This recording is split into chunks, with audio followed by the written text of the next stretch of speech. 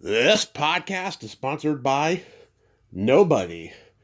Hey dudes, welcome to Splat from the Past, the only 80s themed horror and sci-fi show where things can get totally radical. Now today, I will be welcoming back the gorgeous, the talented, the lovely, the body, Samantha Harper Macy. And, I had her on back in 22 to talk about Calcutta and her memoir, Calcutta and other, Naked in Calcutta and Other Stories, a memoir, which I just read recently. And I'm going to have her back on to talk more about the book and the show itself because I finally got a hold of a copy of the old stage show that I rented when I was in junior high. And oh my God, you could not do this play today. It is just so wrong on many levels, but so friggin' awesome too at the same time. And so we're going to talk about that stuff. We're going to talk about, she had a scamming incident lately, which, by the way, a lot of you out there, be careful. There's a lot of scammers going on these days, and it's friggin' nuts.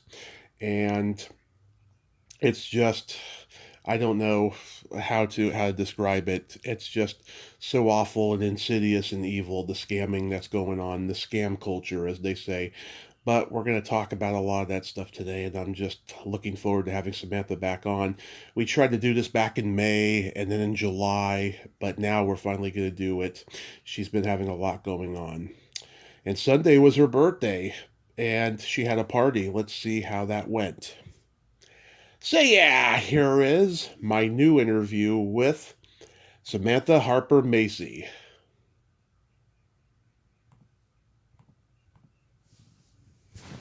Is that you, Tommy? It sure is, Samantha. Welcome back. How are you today? I'm good, thank you. Nice to hear your voice. Yes, nice to hear yours as well. How are you, and how was your birthday? Yeah, it was very busy. I'm totally exhausted. my godchild, his birthday is one day after me, so he and his uh his his sweetheart Mm-hmm. took me and his mother out to dinner, and then the next day he had a party. So we're all exhausted. Still, 3 days later, you're still exhausted? Yes, exactly. uh, the, well, I gotta say, the world's getting crazier, but I'm keeping my head above water, and I think that's what we should all do at this crazy time. It certainly. And how is our connection? I mean, on this phone, if I changed, can you hear me from this side? Oh, yeah, I can hear you just fine. Okay, that's good. Yeah, yeah, we got to keep our heads together because this is a really, well, it's a time that we knew was coming. Mm-hmm.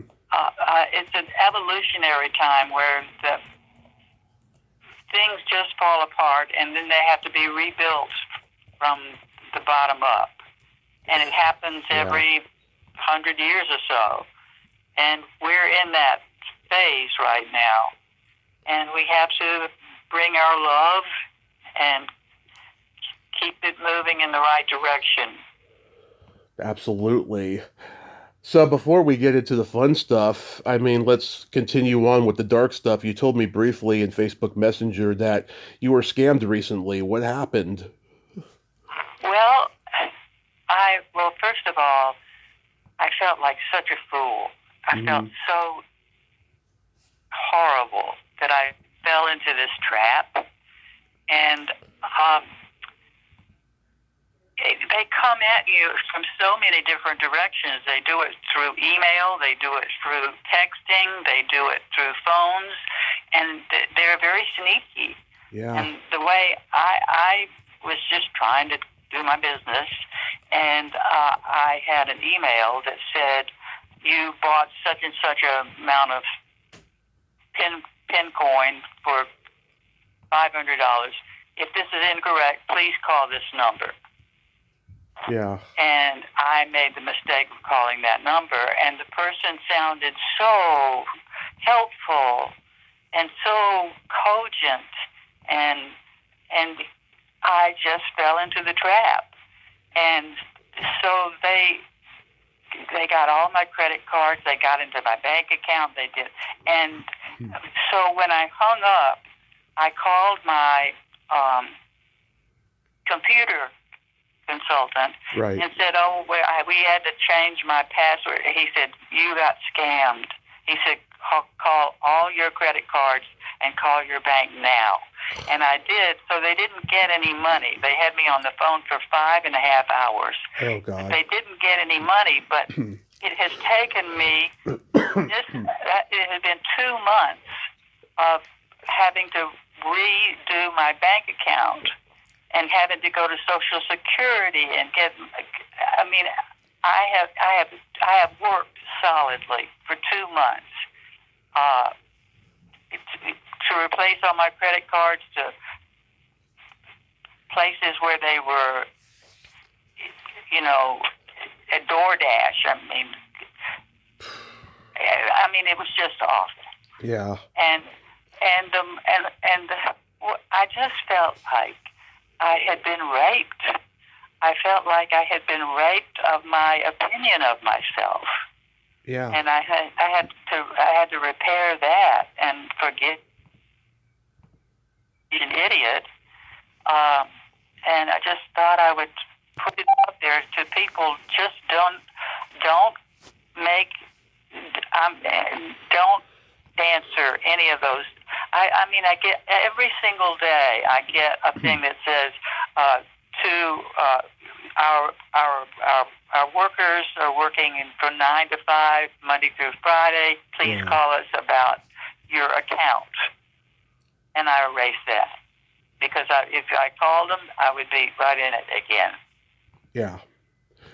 I get those calls all the time from people saying, who's this? And you better not answer because you'll be scammed. I mean, it's going... I know. They can take your voice, and if you say, hello. Yeah. I tell my mom, I say, don't engage, don't be polite, just hang up on them. It's not like they're going to frickin' have their attorneys on you or something for being rude. It's a scam. Don't fall for it. Yeah, and that's my warning. I'm sure other people are not as stupid as I was. But I just wanted to kind of put it out there to the world I just felt so bad about myself. Yeah. And I had to forgive myself and just, it's done now. It's all taken care of. And I'm going to put my mind on, I'm making a recording of my memoir. Mm-hmm. And that's fun. That's a lot of fun. Of course. Yes. Well, let's talk about that, because I finally read Naked and No Calcutta and Other Stories, a memoir, as I told you, in summertime. And I thoroughly enjoyed it, Samantha. I loved reading about the men you were with. There was a great story about Don Calfa. I loved him. He was one of those character actors that he could play a slimy villain or a crazy sidekick, and you'd still love him because he had those scary, shifty eyes. But when he opened his mouth, his personality was so likable. Oh my God! So did you stay in touch with him until his passing? Yes. I was in touch with him his whole life, and I felt so bad that we lost him. But he did have a wonderful future career. At the time we made our little film with Pablo Ferro called The Inflatable Doll, he didn't have his future in line, but he ended up being in a couple of movies and a lot of series, and he had a nice life. And I always loved him. Yeah, he died on his birthday, I remember, and sadly I never got to interview him or meet him. He was going to conventions a lot in the last decade or so. He was alive, but yeah, I never got to meet him and stuff. But yeah, he was a talented guy. And then the Pablo Ferrero stories, the one about the drug sex. Oh my God, that was hilarious. That was so hilarious. And he was such a character, and of course I knew him till the end of his life too. I was very blessed to have so many kind men in my life. From the time I was a little girl, and they were non-sexual encounters. All the boys were always wonderful, you know. Yeah. And then Pablo, he was a character.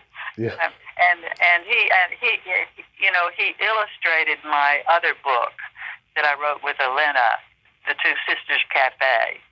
And Pablo's drawings in it are just spectacular. He did them all with pen and with pencil, and they're extraordinary. Yeah. And then, of course, Paul was the romantic tutor. That's a great way of describing, because I've always liked older women, and I've always said that the older women I've been with were like my tutors. You know, they definitely taught me a lot, you know, when I was in my 20s, when I was with them. You know, and of course, my favorite story was the one about you and the other guy, and you told Bill about it afterwards. That was very relatable, because I've been with polyamorous girls, and I've been in open relationships. You know, it's very titillating to know about the other guy or the other girl that your partner's with. I really enjoyed hearing that. I mean, this wasn't an open marriage, but along those same lines of being open minded. Do you regret, though, spending the night with that other guy? No, I don't regret it at all. And when I told Bill, I heard in his voice that I said, I need to get to him right away. And I took 2 subways and walked up to his house, and up 6 flights of stairs. And he was sitting on his bed, Mm-hmm. with a little cap on, eating chicken soup and reading a women's lib book that he had just gone down and bought. And he said, I know I would have done exactly as you did, but I'm just trying to figure out why it hurts so much. And I said, oh, I don't ever have to do anything like that again. I just want to be your girl. And that was very eventful for both of us. We just made a commitment then to not be fooling around anymore, because it was time for us to get really serious, and Mm-hmm. did, you know. Yeah, that must have been just completely sexy to see this guy who was reading a woman's lib book, and he obviously loves women. He's a gentleman, and that just must have been the ultimate turned on. Oh, he was so darling, sitting in his bed eating chicken soup Yeah. and reading a women's lib book.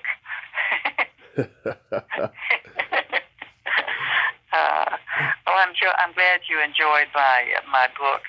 And a Yeah. friend of mine and I watched the movie of O Calcutta Yes. the other day, and that was fun to see again. Yeah, I bought a copy of the tape off of eBay, and you know, I rented it when I was 12 or 13, as I told you the last time we talked. And when I went back and watched it, I was like, oh my God, this is wrong on so many levels in the most awesome way, and you couldn't make this today. And I was just cracking up at things that I forgot even happened. You know, I mean, like the like there's a few things that I would do differently today, like the opening sketch of Jack and Jill. Like, I would do that differently. I would have him fuck the girl consensually, and then afterwards, she would like die after the climax instead of just her dying and then, you know, him violating her corpse. I would have just like, you know, have her die from good sex if I was doing that play today. Well, that was Melfi's writing. Mm-hmm. He really wanted it to be about raping, about betraying a trust, Mm-hmm. and because Jack betrayed Jill's trust, and that's what killed her. You know. Yeah. Yeah, that was a good writing, I thought. But, you know, we all have our ways. Oh, if I was going to write that, I think I'd write it this way. So maybe you should do that. Yeah, and then after she dies, he could look at the audience, look at the break the fourth wall and say, "I guess I'm a necrophiliac." Oh gosh. That would be funny. Yeah. Yeah. And oh my God, you just shine in this show. I mean, the chained costume sketch. Oh my God, that is your finest moment. It was like, God, 15 minutes long, and you just ran with it. And you do such a great British accent. Like that must have taken a lot of preparation to do that It scene. did. I had an English actress who worked with me, Claire Bloom, had me over to her house and helped me with the accent because I didn't even have a clue how to do it. Uh-huh. But I thought it came out pretty well, and I really, my friend who was watching it with me said it wasn't so much the accent, which was good. She said it was you had the spirit of the times. The English attitude was so right on, and so I had not done that sketch before. And when I did it in San Francisco, I was in the wife swapping scene. Uh-huh. When I got to New York, I auditioned for that part, and I got it, and I had done it only for 2 weeks on stage when we filmed it. Wow. San Francisco, I mean, I'm from there. It's a very open-minded place for the most part. Like, it must have gotten a great reception when you guys did the show there. Oh yes, yeah. It was a big hit. It was a big hit. We filled the houses every day and twice on matinee days, and the audience would go from being very tentative and very worried and not so sure that they should be there, and then they'd kind of warm up in the middle, and by the end they'd be on their feet, Mm-hmm. clapping and celebrating. So it was. I thought it was a nice. I felt like it was part of my job to bring a feeling of love Mm-hmm. into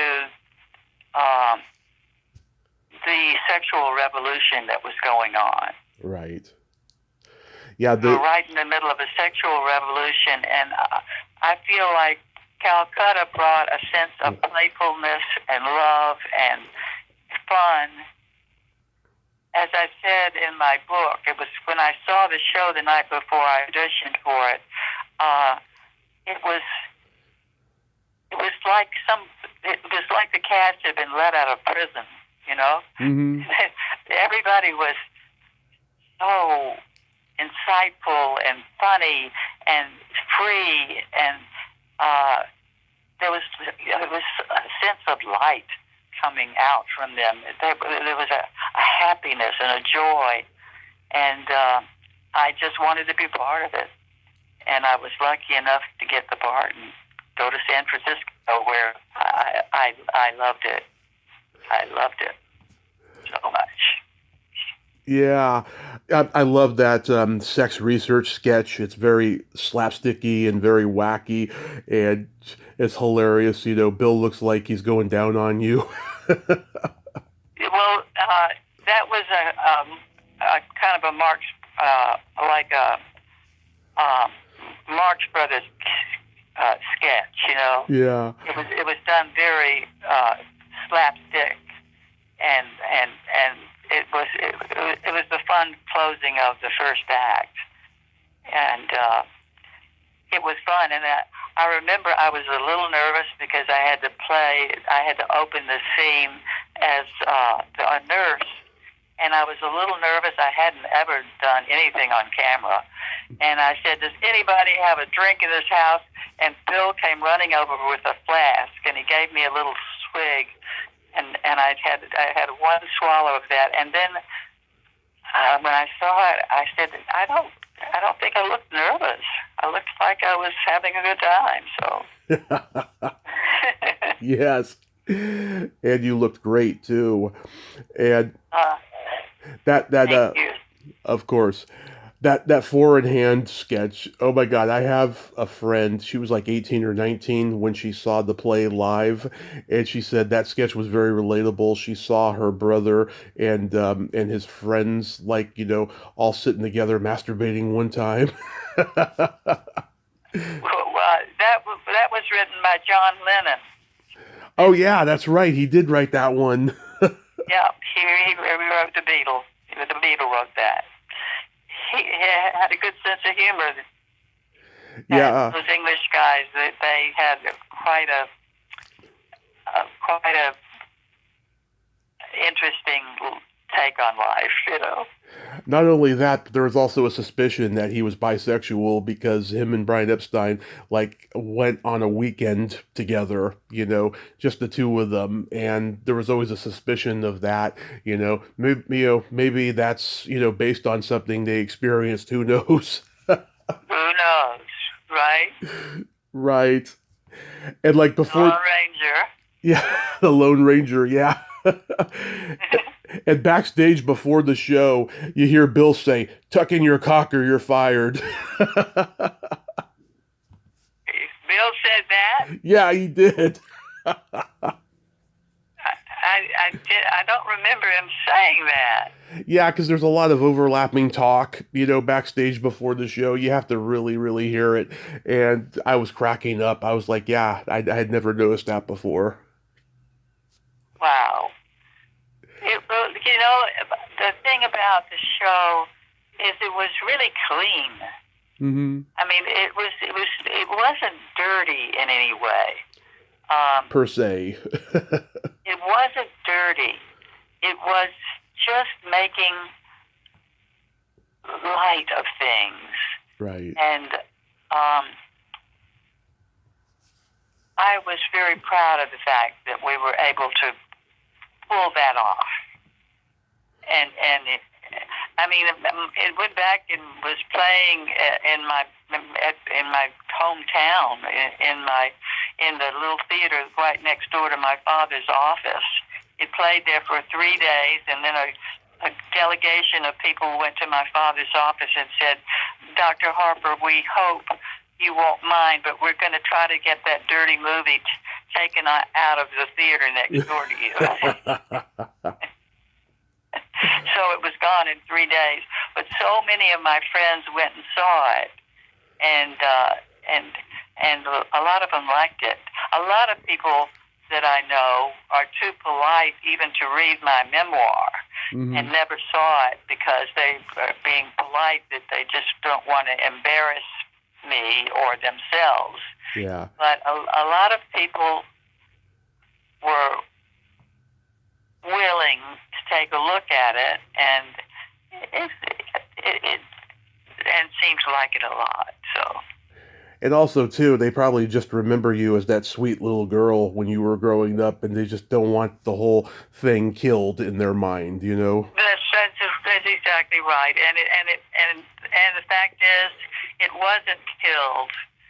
That sweet little girl never died. Mm-mm. And she was very alive during the sexual revolution, and very lucky to have met Bill, who was in the show too, and to have fallen in love with him and have we were together 49 years. Right. So how blessed was that? Oh, that is a blessing and a half. Yeah. Yeah. What? Yeah, he was a wonderful actor. Wonderful actor, yeah.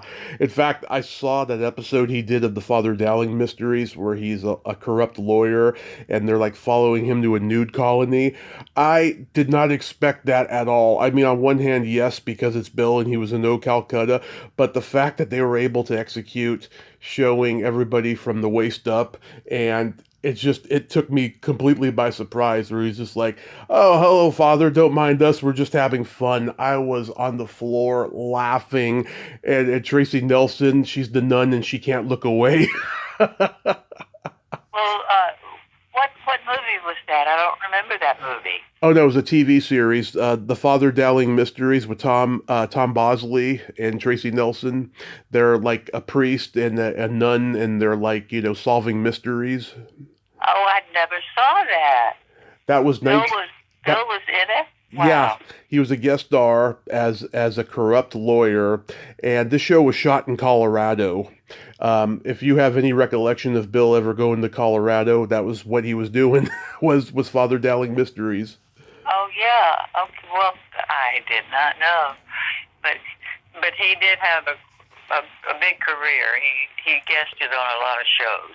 He sure did. He sure did. And this is the 40th anniversary of Bad Medicine. That was the first time I ever saw him when I was a Uh, kid, and I just love it. I love him in it, especially when he's having the ulcer attack. He's cracks me up in that scene. oh yeah.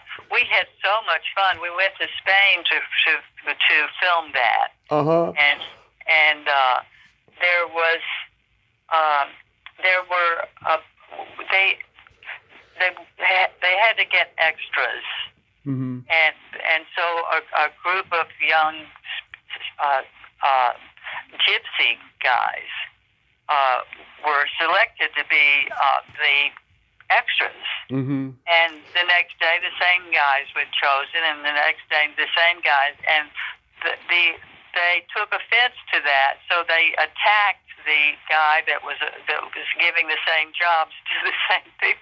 They attacked him. Mm-hmm. Understand that it wasn't that they were being looked over, and I mean it was a wild culture. They were gypsies who lived in caves, you know. Yeah. But yeah, we had a really good time. That's great. Yeah, I read Curtis Armstrong's book, and in it he said that Harvey Miller and Alan Arkin were always arguing on that set. There was a lot of tension there. Oh, really? Yeah. It was pretty heated. And there's a picture in there of Curtis and Gilbert Gottfried just having a good time on set. Oh, wow, Gilbert. I know I went back and listened to Bill's interview on Gilbert's podcast again, and oh my God, I was just cracking up. I heard you giggling in the background when Gilbert made some joke about putting a finger in the butt or something. I don't remember that joke, but Gilbert was wonderful, and Bill felt that interview was the best piece of work he ever did. Yeah, I agree. That was just a hilarious interview. And just, I love the interviews he did with the old guys because they were just always on, always funny, always sarcastic, doing callbacks to previous jokes. It was just, I missed that podcast. And now his sidekick, Frank, he has. Yeah, they were so funny. They had a running gag. Yeah. I mean, Frank, who was Gilbert's assistant. Yeah. He kept bringing up questions for Bill, and Bill would not remember it.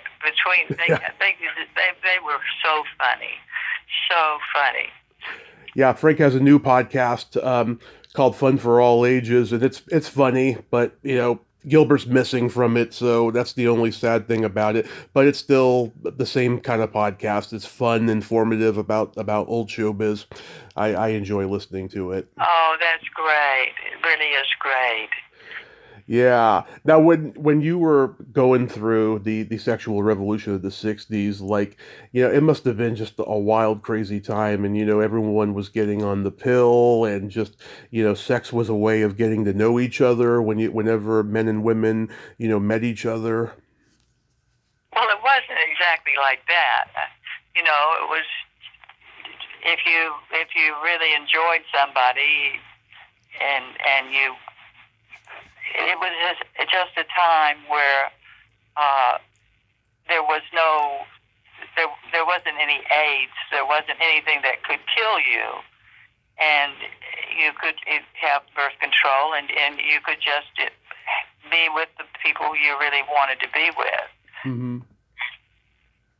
Yeah, I mean, I've talked to people in your age group or maybe a little bit younger, baby boomer age, that say, things were so taboo back then, like you couldn't even, talk to your girlfriends or female family members or even talk about or just talk in general about blowjobs. It was so off limits. You mean there was you couldn't speak publicly about blowjob or Yeah, or ask about them or tell stories about them. It was just like back then. It yeah. seemed like it was Well, much more private. no, and no, nobody really wanted to tell stories about things like that.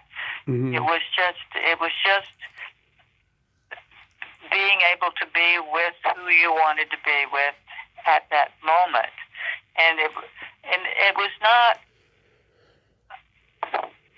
It wasn't the same for every person. Yeah. You know, I remember one person came to interview Bill, and he said, I can't believe it. I got married, and then everybody took their clothes off. That's hilarious.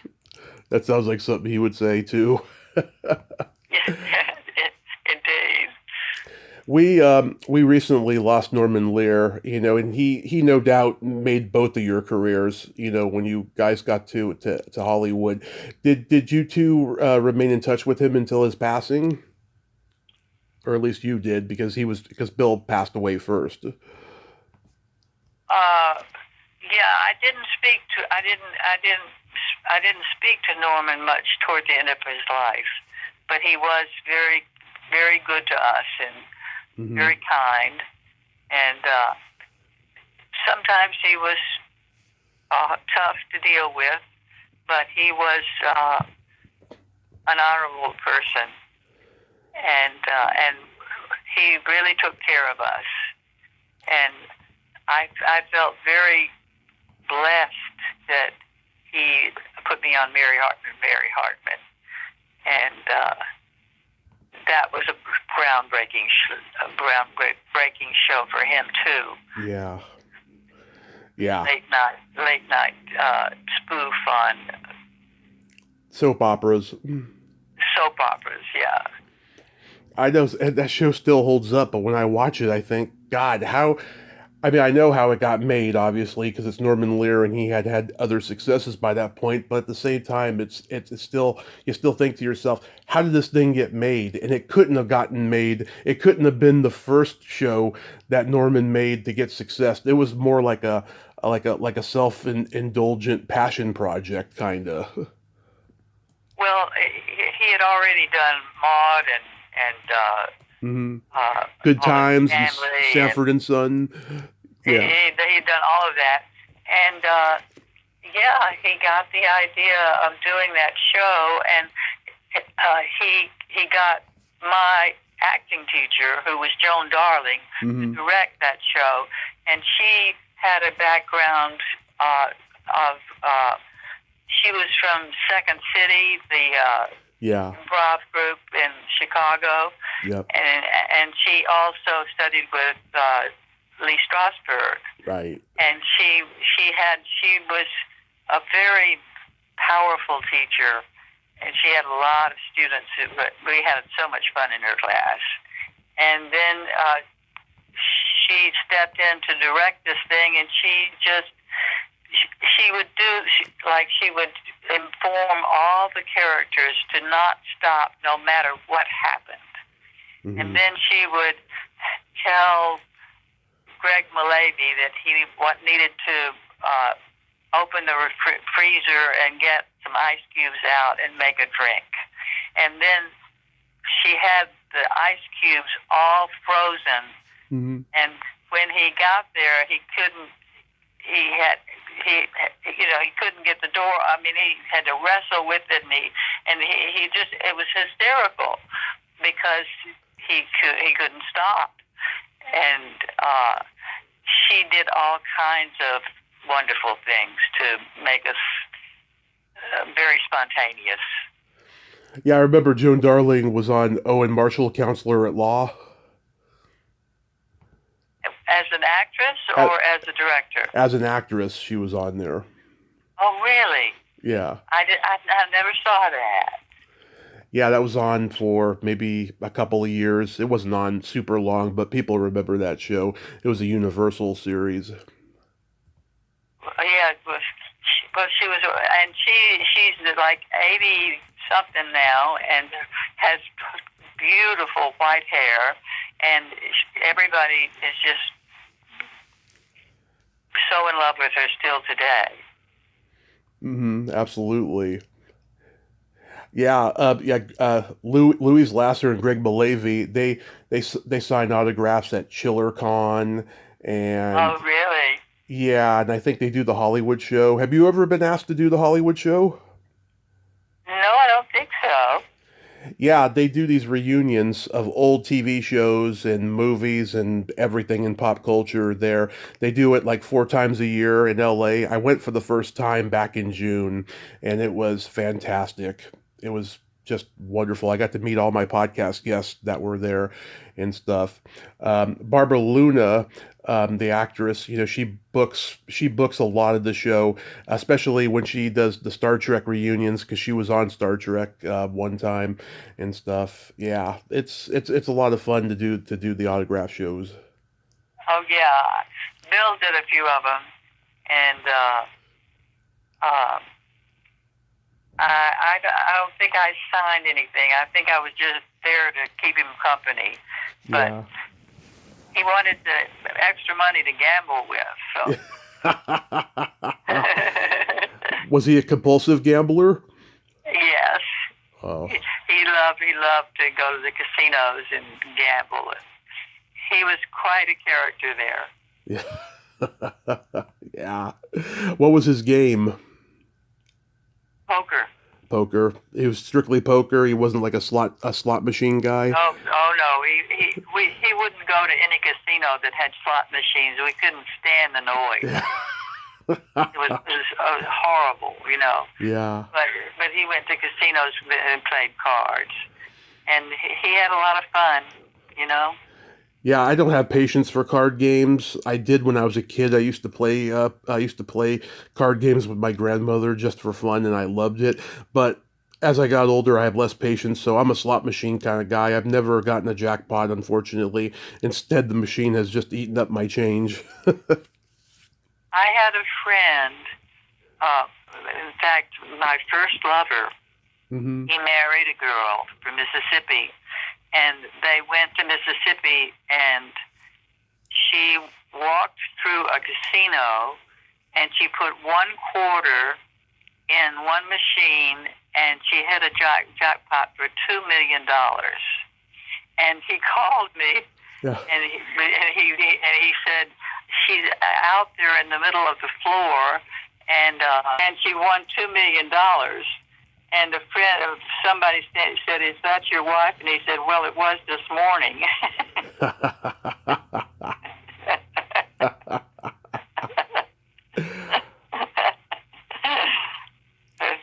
So she redecorated her home with that $2 million, but she won $2 million with 1 quarter. Wow, that is crazy. Yeah, some people get lucky, some people don't, and I'm always the unlucky ones when I'm playing the slot machines. Me too. I won't play them. Yeah. I'm curious, Samantha, what's your favorite movie of all time? I think my favorite movie of all time was Out of Africa. Oh, that's a good one. We just lost Robert Redford. Did you ever meet him? I never met him, but I've seen everything he's done practically. And I have such respect for him, and he of course was created Sundance, and he was extraordinary. And I love his latest movies. One is called Our Souls at Night. Ah, If you haven't seen it, please do, with Jane Fonda. And the other one is with Nick Nolte. It's called A Walk in the Woods. And they're both from their later life. And he's wonderful. He's just so wonderful.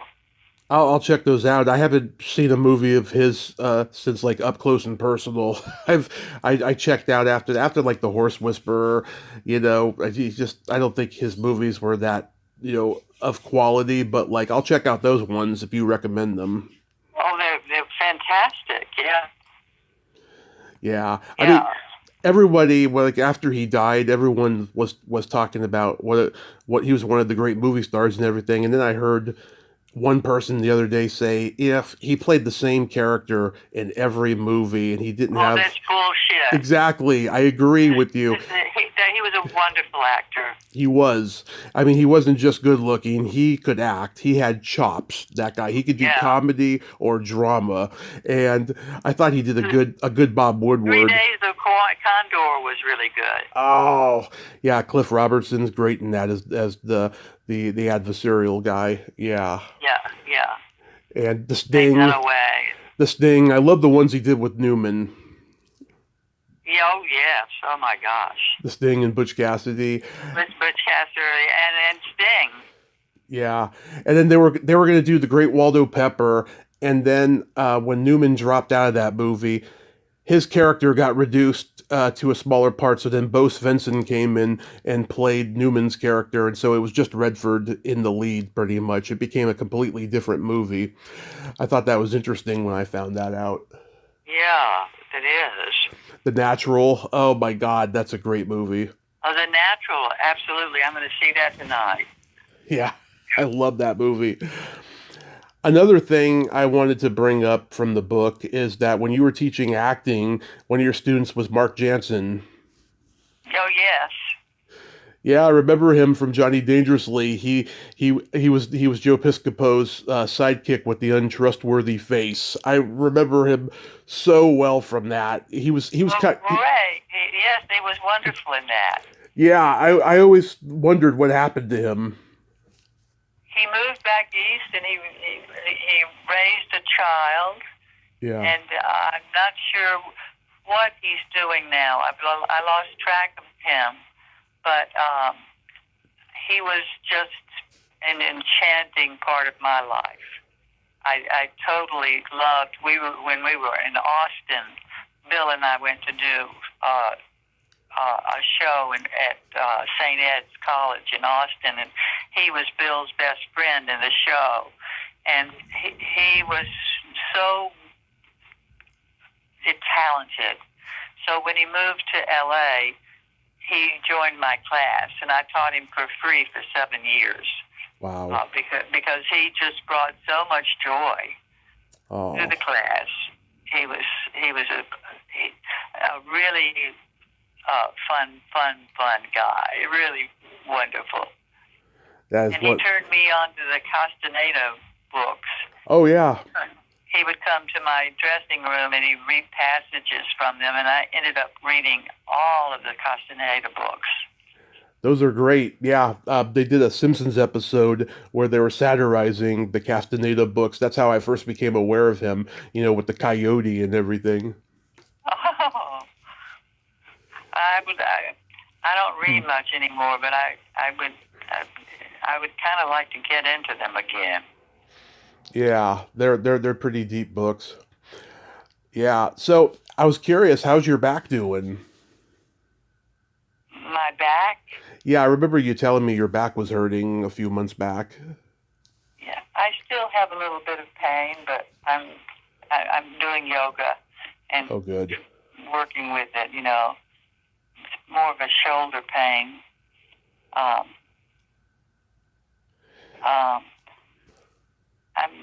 I'm just hopefully getting a little bit more healthy and ready to go out in the world and play a little bit more. And I'm wanting very much to have the Two Sisters Cafe produced as a series, probably for Netflix. Nice. So I'm getting it around to people because we got such great reviews for that book. Yeah. And both of us got sick right afterward, and we couldn't promote it. But the reviews were stunning. And it's a time to put out a book about love and healing and magic, and there was so much humor in that book. Mm-hmm. And it's all very, as they said, most supernatural books have a dark side to them. This has a side of hope and of promise that we can live. We can have second chances.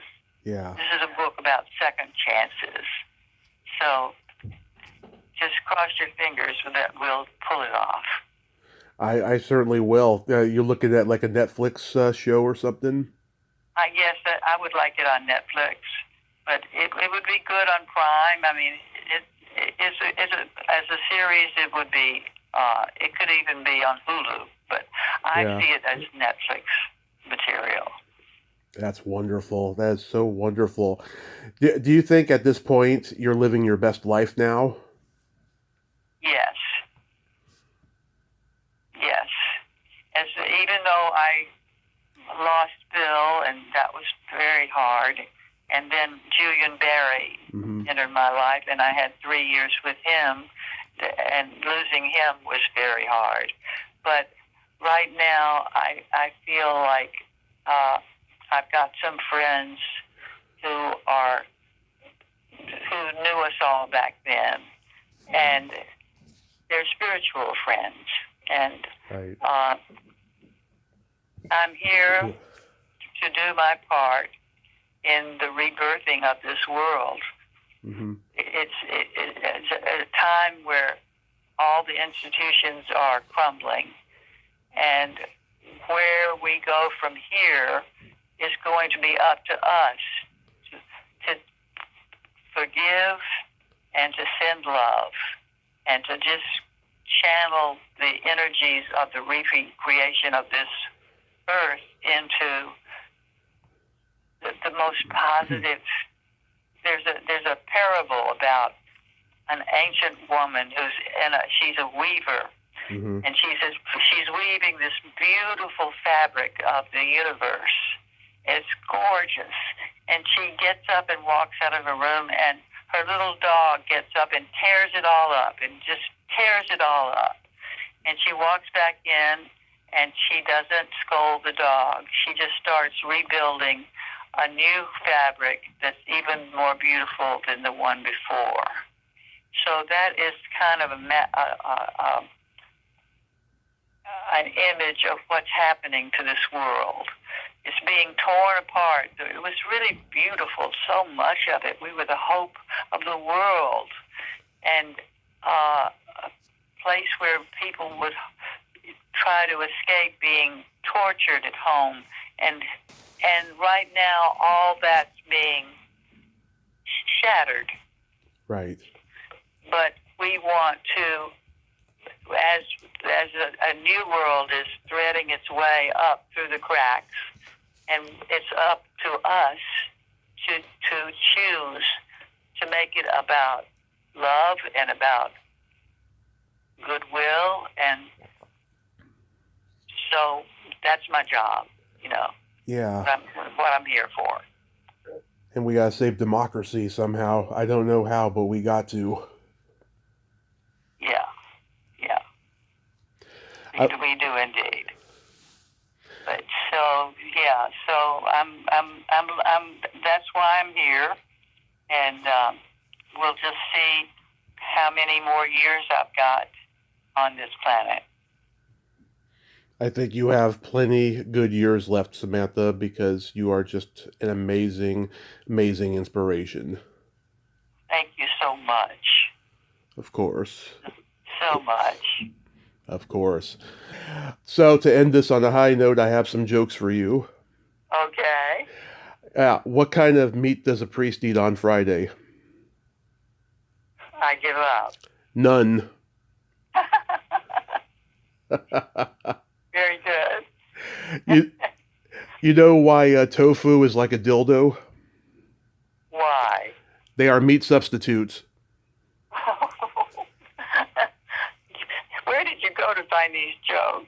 I've been a joke collector my whole life, thanks to my stepdad and a little bit of my own dad. They have just always been joke tellers, and I just got that from them. And of course, I did stand-up comedy, and I wrote my own jokes for that. But I've always been a joke collector. That's fantastic. Yes. Samantha, I love you. Thank you so much for coming back on today. And I hope you have the most wonderful holiday season. And next time I'm in LA, let's get together for lunch or something and, give each other a great big hug. Oh, thank you. That's a great idea. And thank you so much for having me on. And you have a wonderful rest of this year. You as well. Bye bye. Thank you. Bye bye. Well, there you have it. Samantha Harper Macy. Ain't she a sweetheart? God, I just love that woman and I love her body laugh and just her insight. She is just the queen of wisdom, and I'm so glad that we could talk about that stuff today. That was just so fabulous. I'm really emotional at just all the things that she was saying about our country and our democracy and so forth. She is just a wonderful, wonderful lady, and I enjoyed that conversation. I hope I get to meet her next time I'm in LA. Well, until next time, this is Tommy Throwback Kovac saying there's no shame in living in the past because the present sucks. Later, dudes!